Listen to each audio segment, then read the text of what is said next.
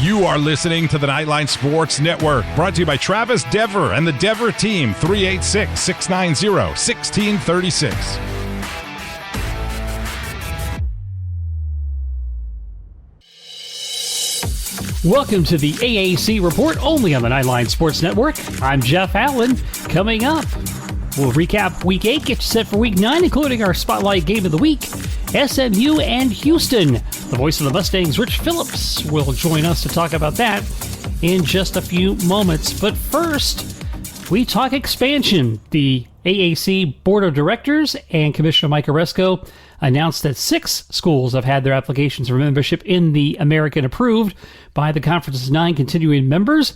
Those 6 new schools whose membership in the conference will begin on a date still to be determined. They are UAB, Florida Atlantic, UNC Charlotte, UNT, the University of North Texas, Rice University, and UT San Antonio. Here's AAC Commissioner Mike Oresco. As we studied expansion, we heard from a number of schools who expressed interest in joining the conference, who saw the success that our members have had in this conference over the first 9 years, and they wanted to be part of what is a promising future. But as that process played out, it became clear that we had a great opportunity to shape the long-term future by adding schools that not only share our philosophy of competition at the highest level, but have shown that they're willing to make the necessary investments to do so. And that is really critical. And they have a lot of other things that make them special, but these were some of the key factors. And those 6 universities will join the 9 continuing members: East Carolina, Memphis, Navy for football only, South Florida, SMU, Temple, Tulane, Tulsa, and Wichita State, which is basketball and Olympic sports only. That brings the Americans' membership to 15 schools. The American will compete as a 14-team league in football and in men's and women's basketball, among other sports. Turning to the gridiron, number 2 Cincinnati found itself in a tough battle at Navy, where the midshipmen had won 21 of their 25 AAC home games, but the Bearcats had a big third quarter to pull away for a 27-20 win and remain unbeaten. Running back Jerome Ford had a 43-yard touchdown run in the third quarter, while quarterback Desmond Ritter had 2 touchdown passes for the Bearcats. They've won their last 9 conference games. Navy got 2 rushing touchdowns from quarterback Ty Levate, and the midshipmen recovered an onside kick with a chance to drive to score and tie the game. The midshipmen, by the way, finished with a 308 to 271 advantage in total yards and a 22-14 margin of first downs, but the Bearcats won on the scoreboard, which is all that matters. Cincinnati 7-0, 4-0 in conference. Navy now 1-4 in conference, 1-6 overall. SMU exploded for a 55-26 win against Tulane. That took place on Thursday night. The Mustangs reeled off 612 yards of offense. Quarterback Tanner Mordecai, 427 yards, 3 touchdowns. He has 29 touchdown passes in 7 games. Wide receiver Danny Gray had 8 catches for 140 yards, while running back Trey Siggers had 2 of the Mustangs' 4 touchdown runs as part of an 81-yard day. Michael Pratt for Tulane had 234 and 3 touchdowns, but the Green Wave suffered their 5th straight loss. Houston saw its game at East Carolina delayed by more than 5 hours due to inclement weather, but the Cougars withstood the Pirates' late comeback to take a 31-24 overtime win. Running back Alton McCaskill's 25-yard touchdown run on the first play of overtime stood up as the game winner.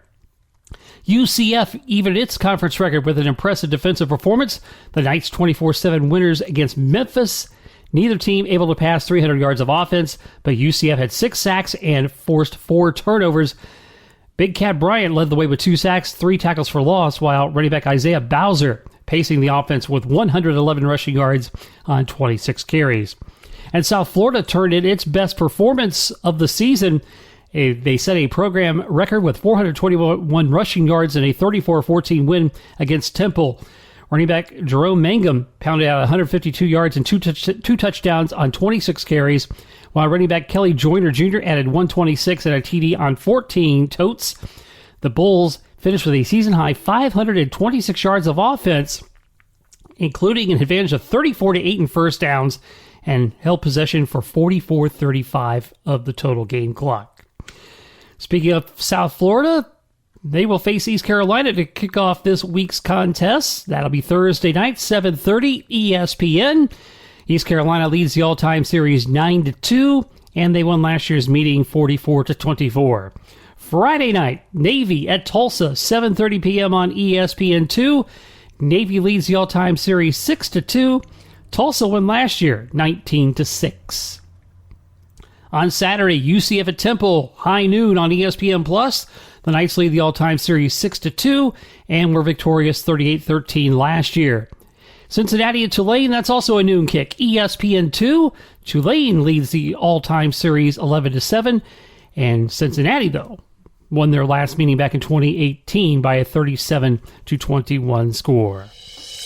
Up next, we talk about our Spotlight Game of the Week, SMU at Houston. Rich Phillips, the voice of the SMU Mustangs, joins us to talk about that next as the AAC report continues on the Nightline Sports Network.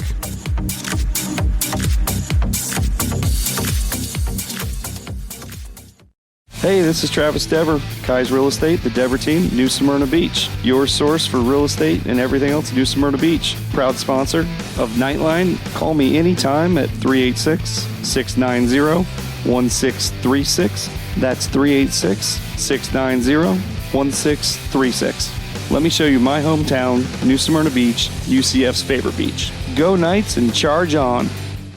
An auto accident can change your life forever. At Chad Barr Law, we are raising the bar on what to expect from your personal injury attorney. Hi, I'm Chad Barr, and I want you to know that our entire team is dedicated to providing you with the representation you deserve in your greatest time of need. If you or a loved one have been injured in an auto accident, call 407-599-9036 for a free consultation or visit chadbarlaw.com. At Chad Barr Law, our clients come to us in need and leave as family. Offices, Altamont Springs. Looking for more out of your Porsche? Look no further than Flat6Motorsports.com. They have the widest selection of aftermarket Porsche parts anywhere in the world. With over 85 product lines and in-depth expertise, Flat6Motorsports.com is your one-stop shop for any Porsche performance needs. Whether you're shopping for intakes, exhausts, suspension, or tuning, they have you covered. Flat6Motorsports.com is the premier Porsche aftermarket specialist. Check them out at Flat6Motorsports.com.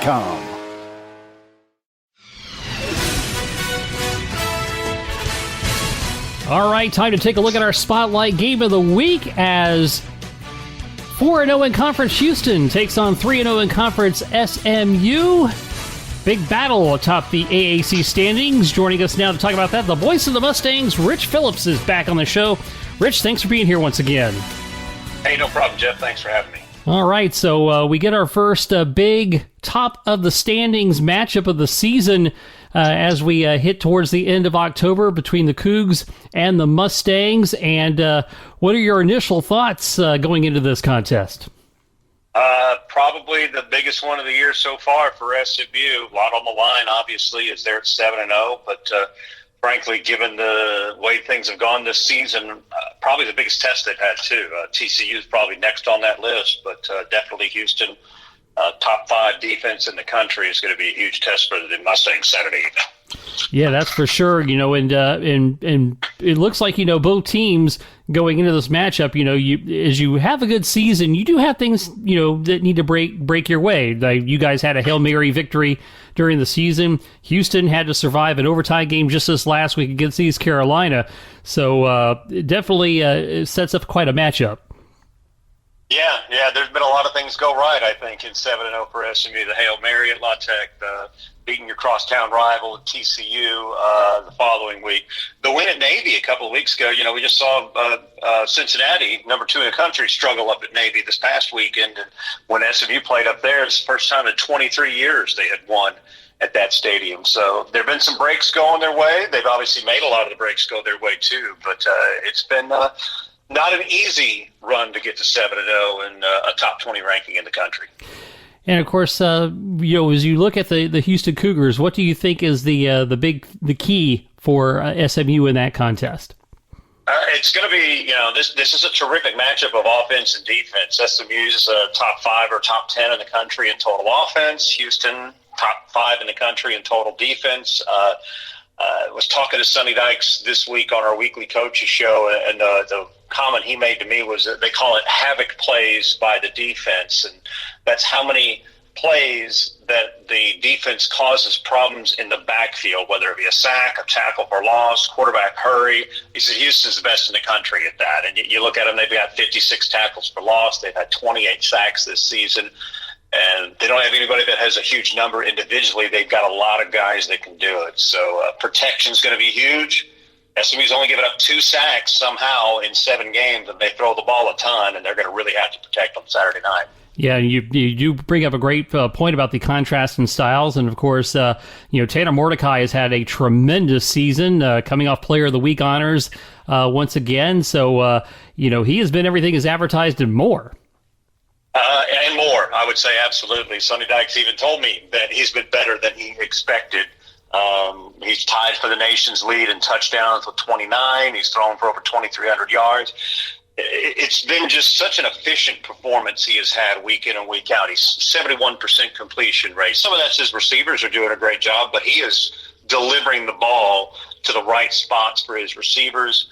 This past week against Tulane, the coaches felt it was absolutely the best he had done at making all his reads all the way across the field, that he didn't just kind of pick and choose a few spots. And this is a guy who sat for 3 years at Oklahoma, 1 year redshirted, and lost the starting job to Spencer Rattler there last year, and so decided to transfer out, and he has made the absolute most of his opportunity thus far.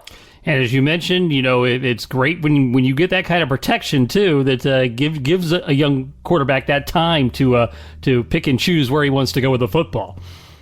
Yeah, 2 sacks, and that's on 263 pass attempts. He's been sacked twice, once last week by Tulane, which has a terrific front four, and then in the Navy game, they actually had a strip sack fumble for a touchdown against him. But the front 5, and there's been some moving parts there. A couple of injuries have affected things to the point that Alon Ali, who starts at center, and is probably the best offensive lineman. Well, he started the last 2 games at left tackle because of injury. He might be starting at right tackle this week because the starting right tackle, Marcus Bryant, is out with an ankle sprain. But they have continued to not miss a beat up front with their front 5, no matter who they had to plug in there.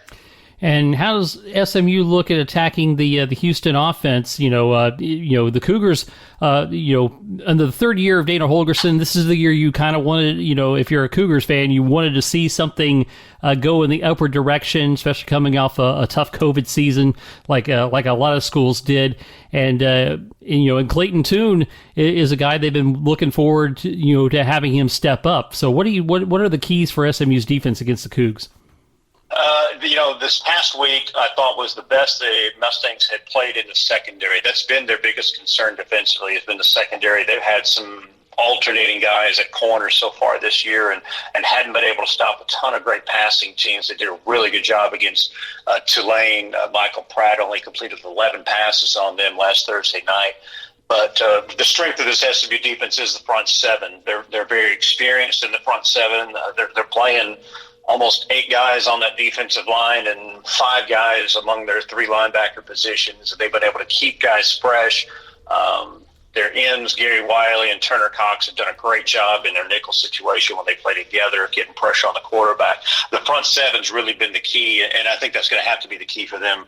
They're going to have to make Clayton Tune make decisions early to throw the football, and they've played pretty well against the run, too, in that front group. So that's where the key is for them defensively, is what can they do in that front 7 on Saturday. And, of course, this provides a great opportunity for the Mustangs. They have now broken the top 20 in both polls, 16 and 19, respectively. Getting a win over one of the top teams in the conference as they stare down a pretty interesting November schedule. They certainly would like to kind of go in November with a good start off to that. Yeah, the back end of the schedule definitely is a lot different than the front half was for SMU. They've got this game. They've got to go to Memphis next week. They host UCF. Then they go to Cincinnati. Somehow Houston misses all those schools. I'm not sure how the schedule makers made that happen for Houston, that they don't have to play all those top teams. This is their biggest matchup in the league, SMU is, for Houston Saturday. So the schedule makers certainly didn't help out. The good news is they've been kind of ramping up for it, and there have been concerns here. The one thing that hasn't gone well under Sonny Dykes has been the end of the season. Each of the last 2 years, they've lost 3 of their last 5 games. this week, he and I were talking about it. He said the reason he feels much better about it this time around is because they've got depth. They've had injuries that have crept up and bit them the last 2 seasons when they started to play poorly down the stretch, and he doesn't think that's going to be the case because of the depth they have on the roster this year. Yeah, so again, great opportunity to go into November on a high note again as they hit that stretch of 5 games to hit the season with definitely a gauntlet schedule, to say the least. So the Texas Tech news with them firing their coach has created a little bit of noise with Sonny Dykes being considered a candidate for that job. Do you think that could be a distraction at all to the team? I don't think so. I don't know how much players think about that. I don't know how much these guys, really know of Sonny's connection to Texas Tech, because when he was on the Texas Tech staff, a lot of these guys were like 10 years old, so or younger even. So I don't know how much they really know about that. This has been a really focused team this year, and they've been able to, like I said, they had a Hail Mary win. There's a member of the staff who does analytics for SMU that informed us that teams that win on a Hail Mary play like that at the end only win 13% of the time the next week. Well, they went and won their arch rival the next week at TCU. They were able to shut all that out, and they keep seeming to find a way to shut out any of the outside distractions and focus. So I don't think that'll be a problem for these guys. And of course, as you look at around in the American Athletic Conference, of course, Cincinnati is certainly riding high at number 2 in the nation, and certainly everybody in the conference is looking up at them at this point in time. What do you see in their prospects of running the table and staying in contention for the college football playoff? Obviously, a lot of it's going to rest on a date next month in November when SMU goes up there. Yep. There's a good chance these two teams could be 10-0 going up against each other there in late November. I think we're all rooting for it. I know myself, Saturday, watching that Houston Navy game, or rather a Cincinnati Navy game, I was disappointed. Cincinnati was really struggling. I don't want them to lose, just like I don't want SMU to lose either. I'd love, and I think it'd be great for the league to have the top 2 teams in the conference be 10-0 going into late November with a huge matchup against each other. Obviously, Cincinnati learned this past week that they can't just put it on cruise control in any league games, because Navy was able to hang tough with them, and they'll be ready, I'm sure, come next month when SMU comes calling. It's just, can they both get there at 10-0? I think that's what we're all waiting to see right now. Yeah, you're definitely right. It definitely would be great for the league, because it's been considered that the AAC is a little bit down this year. Obviously, UCF, Memphis, teams that are generally in the thick of things aren't where they normally are as far as that goes. So yeah, you would love to see 2 teams with double-digit wins carrying the flag for the league. Yeah, you probably get ESPN College Game Day in Cincinnati that day, and you probably get a primetime kickoff on ABC to boot. Kind of like 2 years ago, SMU was 8-0, Memphis was 8-0, and that's where Game Day went to Memphis that year. I think everybody's kind of sitting there holding out hope that we can see kind of a reprise of that here next month. But, they got 3 more to win before they can get there. Yeah, definitely some work to do as far as that goes. What did you make of the invitees to the American Athletic Conference from Conference USA? It looks like there's a bigger Texas footprint in the league moving forward. Yeah, definitely so. My alma mater, North Texas, among them. Rice coming in. UTSA has done a fantastic job. Jeff Traylor, who was on the SMU staff a few years ago under Chad Morris, has done a terrific job at UT San Antonio, getting them into the top 25 for the first time ever. Admittedly, it's not the ideal situation that SMU wanted, or that I think a lot of the teams in the league wanted. But, the several schools in the Mountain West that had been flirted with decided that they wanted to stay there, and the American had to do something to make sure that they weren't just going to be picked apart. You couldn't go along with 8 teams in football and survive at that. So they certainly found big markets is what they went out and found. Charlotte, another good-sized market that they added in there. And UAB, a program that got killed a few years ago by its own administration, and it has been really good since they've come back. So interesting mix. A lot of teams that we've seen before, too. UAB was in the old Conference USA along with Rice when SMU was in that league. Yeah, and, who would have thought when, Texas and Oklahoma split for the SEC that all these dominoes would fall like they have this year, and we may not still be done, and, if not this year, there's talk the Big 12 may expand again. SMU, you think, might be a candidate for that, wouldn't you think? I would think they'd have to be one of the few teams on the list left if the Big 12 looks to expand. I know Boise State's one that gets talked about, too, because they have a really good national following. But, yeah, there's no guarantee that SMU, or anybody for that matter, there's no guarantee any of us are in the next iteration of the American, because it is such a fluid thing. And, Memphis is another one that I'm not 100% convinced that they're going to stay in the American either. Just, it's decisions made way above us, and a lot of people think it's athletic directors. It's not even them. It's, chancellors and school presidents that are making all these calls. And so the rest of us just kind of got to sit and wait, see what they decide they're going to do. Yeah, and I guess money probably has nothing to do with it. I say tongue-in-cheek. No, no, not at all. It's all the same. They pay all the same every league, right? Yeah. That's for sure. Well, Rich Phillips, give me your thoughts on what you think will take place this Saturday, what are the things you think might happen? Well, I know one thing that SMU is going to have to do is play very well on special teams, because that guy Marcus Jones transferred a couple years ago from Troy, I believe, to Houston, has been fantastic as both a kick returner, a punt returner. He's run back 2 punts for touchdowns. He's run back a kickoff for a score. So they've got to be really good on special teams this week to neutralize him. The good thing on the kickoff front is that the Mustangs kickoff specialist puts almost everyone 5 yards or more deep in the end zone. And then for the Mustangs, you got to see more of the same from Tanner Mordecai and his top 4 guys catching the ball. His tight end Grant Calcaterra, his top 3 receivers, Danny Gray, Rasheed Rice, Reggie Robertson. They've all been fantastic. Got to see more of the same out of Tanner if SMU is going to be able to keep this rolling and keep it undefeated. All right, Rich, as always, we appreciate it.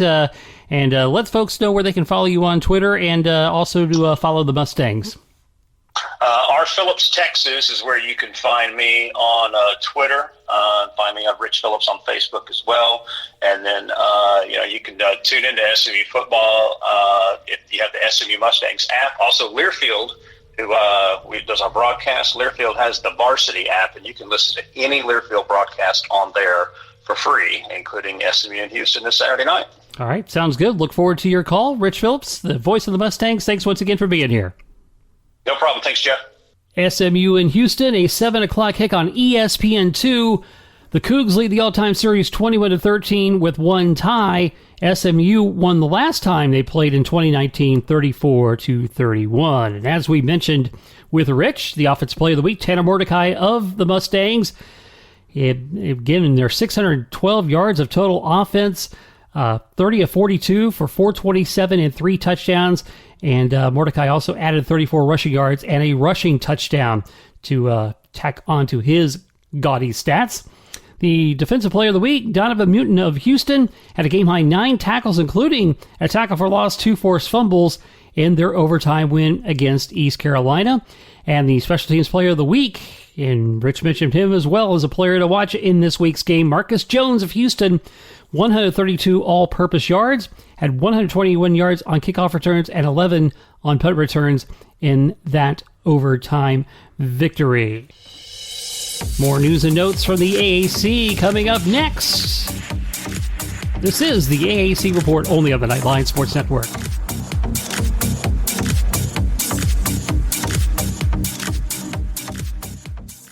If you haven't figured it out yet, I love Tijuana Flats. I would love them even if they weren't a partner with us on the Nightline Sports Network. They have all kinds of great Tex-Mex food, and it's fresh, by the way. Made to order burritos, tacos, enchiladas, chimichangas, quesadillas, bowls, nachos, and taco salads. And if you haven't tried the queso, you are completely missing out. It is the best queso that I've ever had in my life. Absolutely hands down. And the sauce bar that they have, everything from wild to mild in there. Absolutely awesome, awesome stuff. Not only do I love the food at Tijuana Flats, but I love the company, a UCF-born company. And they give back to the community with the Justin Queso Foundation. So head to your local Tijuana Flats. Tex-Mex for everyone.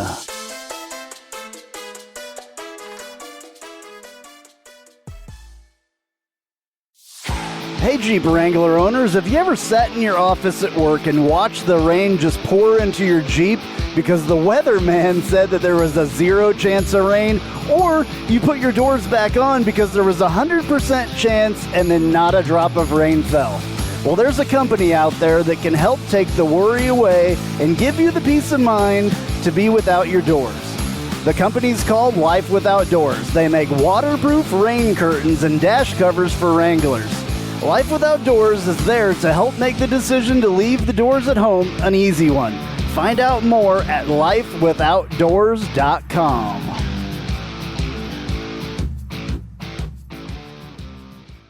Spice up your company with homemade marketing services from Tasty Gravy Creative. Tasty Gravy serves up the menu of budget-friendly marketing, graphic design, and public relations services customized to your specific goals. Co-owned by a UCF graduate, Tasty Gravy can help refresh your brand, strengthen your online presence, or reinforce your company's message. Contact Tasty Gravy for help with your website, social media, marketing, advertising materials, and more. Visit tastygravy.com. All right, let's go around the other sports in the American. We turn to women's soccer as South Florida has the inside track to host the semifinals and the final of the 2021 AAC Women's Soccer Championship. They have a 2-point lead with one match remaining. They can clinch home field advantage with a victory at Temple. Should South Florida draw with the Owls or suffer a loss, the door could open for SMU and Houston to earn that number 1 seed. Now, all the participants are set, but all 6 seeds will be determined on Thursday, on the last day of the regular season. In addition to the 3 teams that could be number 1 seed, Memphis, East Carolina, and UCF have qualified for the tournament. 5 of the 6 teams right now in line to potentially host a first-round match. The Offensive Player of the Week is Sydney Nasello of South Florida, scored both goals in a 2-0 win over Cincinnati back on October 21st. The Defensive Player of the Week, Matilde Cack of UCF, as she helped anchor that defense and recorded back-to-back shutouts in wins over East Carolina and Temple. The Goalkeeper of the Week, Samantha Estrada of SMU, had a pair of shutouts in wins over Temple and Tulsa. And the Rookie of the Week, Ariel Young of UCF, she was also a part of those shutouts last week. Men's soccer, the Offensive Player of the Week, Alex Meinhardt of Tulsa.